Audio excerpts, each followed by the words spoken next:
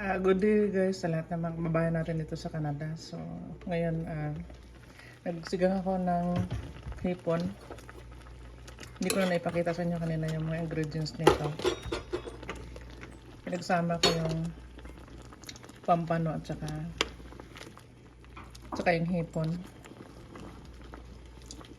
So, madali lang magsigang guys. Magpakulo lang tayo ng tubig. No? Lagyan natin ng sibuyas sa kamatis. Tapos may siling green din to. Tapos nalo ko yung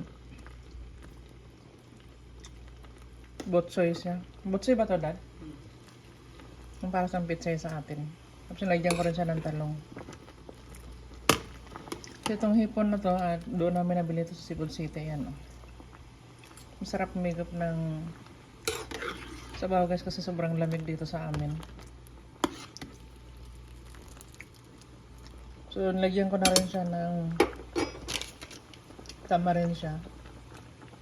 Yan. So, lagyan din natin siya ng dahon ng sibuyas mamaya. Pero hiwain natin yan guys bago natin ilagay.